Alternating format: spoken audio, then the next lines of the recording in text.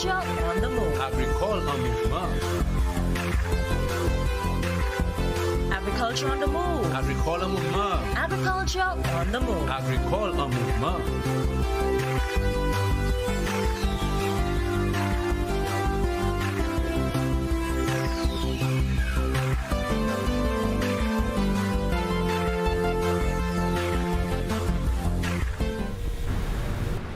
Good day again, St. Lucia, and welcome to the program Agriculture on the Move. My name is Philip Sidney. Today we'll be discussing the cocoa project, which is organized and coordinated by the Ministry of Agriculture. And of course, we'll give you an update on our cocoa festival. With me is Mr. Eloy Alexis, who is the Chief Extension Officer attached to the Ministry of Agriculture, and is also the point person for the cocoa project. Welcome to the program, Mr. Alexis. Welcome. Thank you, Mr. Sidney.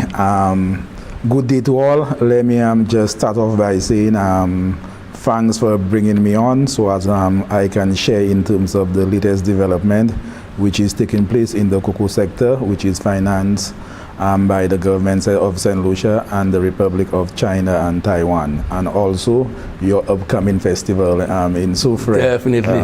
Everybody is looking forward to that festival. But before we get to that, give us an overview of the cocoa project in St. Lucia. All right. So the government, in its wisdom, saw the need to really enhance the cocoa sector because of a number of the development which was taking place in that sector, and we all know the situation that we are faced with banana, and we have been speaking about agricultural diversification. Mm-hmm. And we saw the need for us to really at least give momentum to that subsector. So under the cocoa sector enhancement program, there are a number of initiatives we are going to undertake. It is a 3 years project, and under that project we are going to at least rehabilitate 278 acres of expand by 278 acres and rehabilitate 198 acres of cocoa. Mm-hmm. We are going to provide training to farmers and agro-processors. So we are going to provide training in the agronomy of the crop. Also, the barf propagation will be the center for the production of seedlings. So we are going to facilitate seedlings to the farmers, and these seedlings have been sold or are being sold to the farmers at a subsidized price of $2, or rather I should say a further subsidized price of $2. Mm-hmm, mm-hmm. Because the normal subsidy on plants is $4 or $5, but with that project we further brought it down to $2. Okay. All right. Where exactly, in terms of location, that project is attacking? The project is an island-wide project, mm-hmm. but you know, with cocoa cultivation, you must have the microclimatic condition mm-hmm. for it to really grow. So in terms of getting the right microclimatic condition for cocoa, we all know the Soufrière area is the cradle for cocoa cultivation. Region 1 and 2, region 4 to some extent, region 7, and region 8, we can see the dynamic which is taking place in that region, that every time that in terms of the land mass for farming in that area is contracting. Mm-hmm. But in terms of the microclimatic condition which exists in that area, it is deemed conducive for the cultivation of cocoa. The number of farmers that are being targeted? So we are trying in terms of targeting at least 300 farmers to get on board. Thus far, I mentioned the production of seedlings. Thus far, we have distributed 6,700 seedlings. So that roughly translates in terms of acreage in terms of expansion, 17 new acres of cocoa has been established under this project. In terms of rehabilitation, have you all started that yet? No, we know that in terms of you have to target, you must target in terms of that exercise must be approached at the right time. We do not want to go and prune cocoa during the rainy season. We all know what that might create in terms of the moisture. The cocoa might be flowering or fruiting, and also the moisture level is, especially if a fruit is infested or a tree infested with the fungus. There's a great tendency that I'm having to go in there and disrupt and do all these changes in the cocoa, that you might be spreading that the spores of the fungus around, especially the black pod. In terms of the acreage that you're hoping to establish during the project period, how many acres do you all looking at?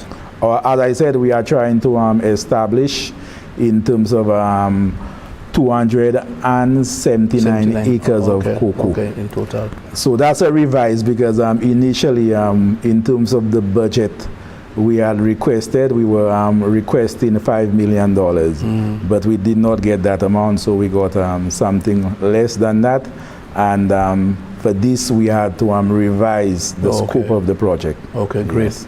In terms of farmer interest, have you seen an interest in farmers coming forward, knowing of this project and wanting to reestablish their cocoa fields? Definitely so, especially the estates, especially on the west coast side, that most of the estates have seen the need and the opportunities which exist in the cocoa subsector. So most of them are coming in and they are rehabilitating, replacing trees which are moribund or which has been dead, and also they are expanding the acreage of cocoa. I know we have some major producers or estates. Can you give an idea of those major estates? All right, so the major estates, as I said, the Soufre area is the most dynamic or prolific area when it comes to cocoa production. And some of the major estates in that area, we have Union Vale. I think it's the largest estate in St. Lucia, and even the OECS. Okay. We have Fordo, which is owned by Leighton Lamontagne. Yes. We have Hotel Chocolat, as you really know, so they have come in and they have at least invested a lot in the cocoa subsector. So, and there's a number, Nick Anchasney and Emerald Estate. He has 2 farms. Wow. So producing cocoa. But the interesting things about these estates, right now they have incorporated tourism. So on most of these estates, they have eco lodge where people can come in and stay, and also they have gone further in terms of adding value to cocoa. So most of the estates that I mentioned, they are involved in the production of a dark chocolate. Yeah, that happens. In terms of the, I know we have had Jade Mountain has come on board, and they have done quite a lot of work, and we also have Hotel Chocolat. I know they have a program with farmers, and I know they have been working with farmers by giving them plants, and in turn the farmers are giving them the raw material to work with. The ministry is on board. Are they working in tandem with the ministry? At times they would call and find out in terms of where or who are the producers of cocoa, not in the Soufre Basin, but on the east side. So we have given them information in terms of who are the producers. And currently they have established a buying depot on the east side, which is by Trumasi, where they are, that is the buying point, where I think every Wednesday they go down there and they purchase beans from the wet beans from the farmers. Okay. Moving forward, do you think that you have also some of the smaller farmers are coming on board, knowing that the project is there and there is a market for cocoa? Yes, so you find a lot of people coming of the smaller farmers or persons with very, let's say an acre, half an acre, coming on board, showing an interest in terms of planting cocoa, because they have seen in terms of the price which is being paid per pound, dry beans right now. Currently, a pound of dry beans is being sold at $12, $13, $14, which is almost 200%. 200% from, let's say, 2 or 3 years ago. Okay. So the people have seen that opportunity and that they go in and establish cocoa. There's a cocoa fermentary up in Angers who that has not been commissioned for a while. How is that cocoa fermentary fitting into the whole melee?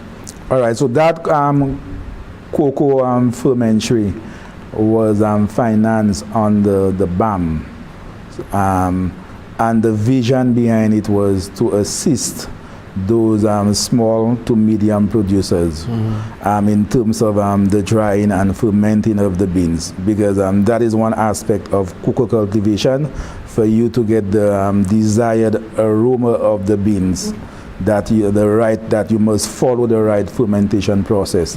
So that was done, but it had been the facility had been idle for some times, but just I think 2 years ago, the government of St. Lucia, in its wisdom, saw the need to at least list the property to an English St. Lucian national. And so pretty soon, up to last week, I had a meeting with them, and they will be going around buying the beans from the farmers and fermenting the beans and adding value to it right here in St. Lucia. Okay. Does the project assist the farmers with fertilization and also pest management? Well, as I said, the budget was revised, so we did not have a component in terms of providing fertilizer to farmers.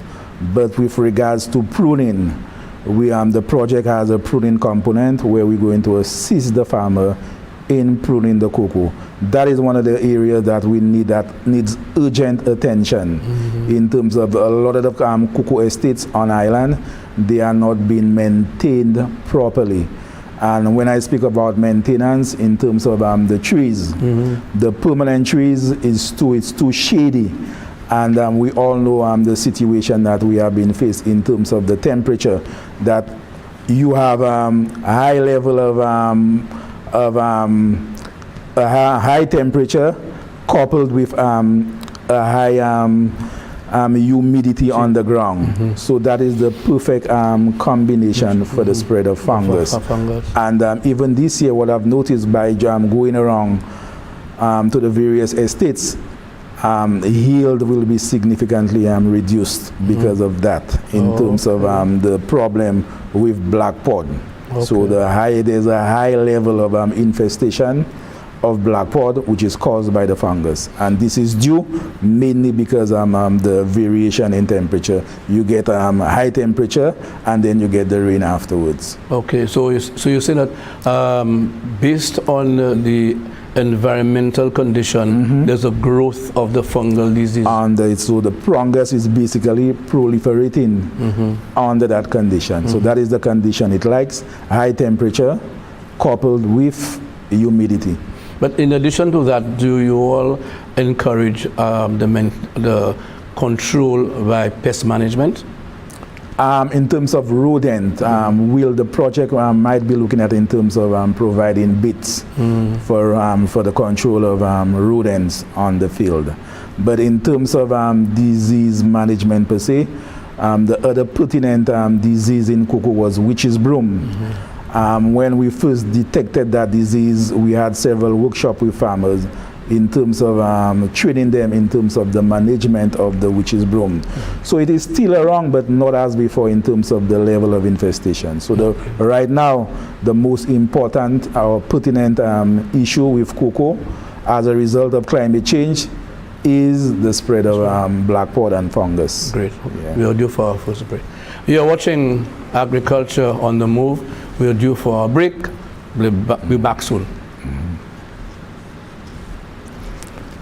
I told you your phone over there, you know. I decided. No, it's okay. You can, It don't vibrate. Yeah, don't vibrate. Yeah, that's okay. So you'll move on to Now we will touch again on what cocoa. areas. What areas you want to touch again under the project? Well, the training The component. training, yes.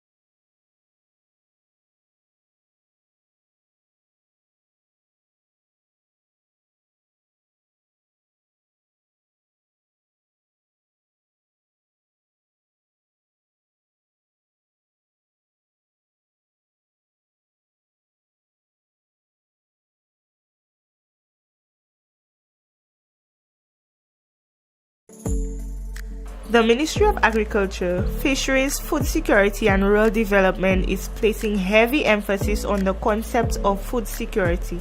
It's our prosperity, our future. The Cocoa Sector Enhancement Project, CSEP, is targeting the rehabilitation of at least 201 acres of cocoa and the expansion of at least 294 acres. It protects against main diseases like black pod and witch's broom and pests like rodents. It secures the appropriate enabling environment to advance the sector. To learn more about the Cocoa Sector Enhancement Project, please contact Project Coordinator at 459-7003. Move. And of course, if you're just joining us, we're talking about cocoa, the Cocoa Project, as being established in St. Lucia, financed by government of St. Lucia and the Republic of China, Taiwan. Mr. Alexander, I know another component is training of the farmers. Have that started, or it will be starting soon? All right, it's supposed to have been started in terms of initiated, but under the second quarter. So right now we are moving on to the third quarter, but the plan is so we are going to push it back onto the third quarter because of circumstances, some circumstances which arise. But the training of the farmers, we have realized that the farmers need to be trained to industry standards. And when we commissioned the rapid assessment of the sector, it revealed that the average field density is 169 plants per acre. Okay. And that is not compatible with industry standard. Okay. So we need to bring these farmers on par in terms of establishing the correct planting density, where they can use the traditional of using 300 plants or the standards of 400 plants per acre. Also in terms of pest and disease management, pruning, height management, so all of these things we need to train these farmers so that they can properly manage these estates or plants, because if you don't manage the plant, how can you really achieve the true genetic potential of the plant? Because a lot of the plants that we have, it is said that at least a farmer should obtain 1 kilogram of dry beans per plant. Now some farmers do more than that. Okay. I know a farmer in Soufre, they do up to 2-3 kilograms per tree. But at least anything below 1 kilogram, that and even with the planting density, anything below that you cannot get in terms of what is expected per acre. That is your economic viability. Viability. So you need to get the correct, that is one of the critical factors that we need to address in having the farmers to get the correct planting density, to get the kind of yield that we hope to get from. So are you saying that is a problem that you all have identified? That is a problem we have identified. Now that may have been so, as you might be aware that on the cocoa estate, they intercrop it heavily with other tree crops of economic importance, the avocado and these things. So hence that might be a reason. And the farmers may have not kept an active regimen in terms of replanting dead trees over the years. So right now, as I said, you are seeing these estates owners come in and buy plants, and they are replacing the dead trees or moribund trees on the estates. On the estate. Yeah. So the training is it both indoor training and outdoor training? What's So the training would be indoor training and outdoor in terms of practical. And I just recently this year under the ACPM EES project financed by FAO, or the implementing agency, which is FAO, we are training our farmers in the fermentation drying of beans. So farmers benefited from that initiative. But this time around, we have not really targeted agronomy. So the agronomy training will be done under this project, the Cocoa Sector Enhancement Project, which will be soon.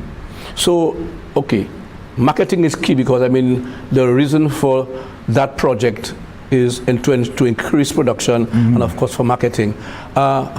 Is there a marketing component in that project? Are you all working with marketing agencies to ensure the farmers have an outlet for those produce? The situation right now as it exists on the ground, that persons who's involved in cocoa trading, be it agro-processors or exporters, cannot get enough beans. So there is not an issue with in terms of the marketing of the beans. But we have realized that cocoa, as a producer, as a primary producer, that person does not stand to gain much from just being a mere primary producer. Where the money lies in cocoa is adding value to cocoa. Under that project, we have proposed, we had some consultation with the farmers in terms of a governance structure for the industry. And we propose that we go through the route of a cooperative, so that we bring in the producers of the raw material and the agro-processors, or we elaborate products out of the raw material, and we at least share the dividends among all. So the Angers fermentary, as it stands now, are they buying the raw material from the farmers? They are going to start. They have not started yet? They have not started as yet. So right now I'm working with them. As I said just last week, I had a meeting with them, and they're requesting a list of producers so that they can go on the ground and have the agents work with these producers, because they realize that there's competition on the ground with Hotel Chocolat. So they want to, and for them to really attract these producers, the price that they're going to pay have to be competitive also, or equal or eclipse that of Hotel Chocolat. So as I said, in terms of market availability, the market is there locally for farmers to sell right now any amount of beans that they have, from Hotel Chocolat and Chasney right now.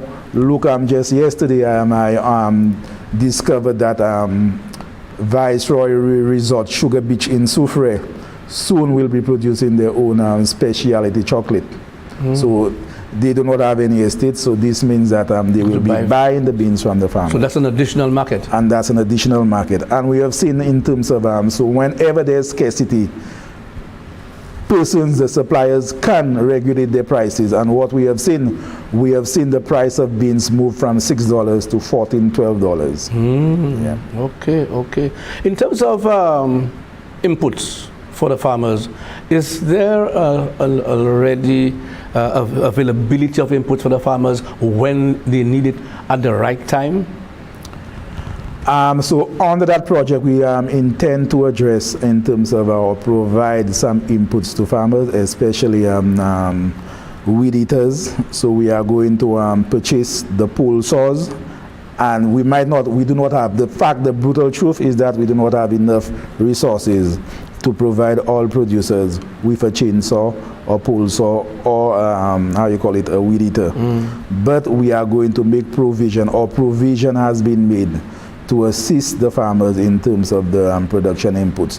The other variables, and I'm involved in the cultivation of cocoa, the fertilizer, if they want to use a fungicide, that they will have to go to the service providers, the supplier of these inputs, to get them. Well, that takes me to the Cocoa Festival, because what we have seen is a lot of derivatives from cocoa. A lot of the, in other words, what I really want to see is the little person that's unknown in the rural area who is doing a lot of cocoa, from the cocoa sticks and other things that they are doing. That Cocoa Festival, like the other festivals we have had, on the heels of the Coconut and Cassava Festival in Miku, is the Cocoa Festival in Soufrière. Yes. And that's happening on the 15th of October, which is to commemorate World Food Day. World Food Day is on the 16th, so we're really doing it on the 15th, which is a Sunday. And that's going to happen on the Old Trafford bus terminal complex, which is where there's a market. Okay, we are hoping that to start at 10 o'clock, and that will go for the entire day. So we are hoping to have a showcasing of cocoa products. Yeah. And I know, and you have worked with a lot of the cocoa people down there, you know who they are. Hotel Chocolat is on board in a big way. Jade Mountain is on board in a big way. And a lot of the persons down who are in the Soufrière area is on board. But it's not only for Soufriérians alone, it's island-wide. So there are people coming from the east, like the rural women group, and you know they're producing the dark chocolate. Okay, so they are going to be there. So we're going to really showcase what St. Lucians have been doing with cocoa, and that again, I think it enhances your project, because the more cocoa that's being produced, the more products that are going to be derived from cocoa that are going to be produced. Our chocolates are being, exported to various parts in the world, as you know. All right, I know the women in Angers are doing very, very, very well, and they're going to be there. So, Font Saint-Jacques, we have the Jaco Valley products, they're going to be present. So there are lots of persons. So far, about 16 persons that are going to be exhibiting the produce on that day. But it's not only exhibition, but they have to market themselves. They'll be selling on that day too. So there's an opportunity, a platform for them to tell them who they are, and we will give them that opportunity too. In fact, Jade Mountain says they're going to be doing from the tree to the table, the chocolate. So, and they will be showing all of this on. But that will also a big thing on that day. We have enhancement, we have entertainment. GYP is our main headliner, and we have the list goes on. I try to get a lot of people from down there. We have Mishak, we have Manasseh, we have Manchas, we have Invader, we have Ezra, we have the legendary Dashin. Police put him on Jimmy, and so it's going to be fun, and I'm looking forward to that. And everything cocoa, the bars will be the everything. So we're looking forward for persons to participate. Come down there, it's a family day, the kids zone, the whole work. So be there. Any final words from you, sir? Yes, as you were saying, in terms of value added, there's a lot of surprising development when it comes to value adding of cocoa beans. A lot of the St. Lucians are not aware of the number of different derivatives that are being produced from chocolate, and that is like a guarded secret, because most of the persons who are involved in it owns or operate hotels, so it is more relegated to guests coming at the hotel. Right. So I Fondue have a same thing, a chocolate experience where they invite you, you pay your money, and then you produce your own chocolate. I was surprised that he gave me a samples of 5 different chocolates that they produce. Percentage of this, percentage of that, and quite a few St. Lucian, and you don't see that on the shelf of mass I just want to stop you there because you come to the end of the program. I want to thank you for being here, and hopefully that program will be a great one. You have been watching Agriculture on the Move. Well, thank you for viewing the program. Don't forget our Cocoa Festival, Sunday coming, the 15th of October in Soufrière. I'm Philip Sidney saying goodbye and see you again. Yes, I. Agriculture on the move. Agricole en mouvement. Agriculture on the move. Agricole en mouvement. Agriculture on the move. Agricole en mouvement. Agriculture on the move. Agricole en mouvement.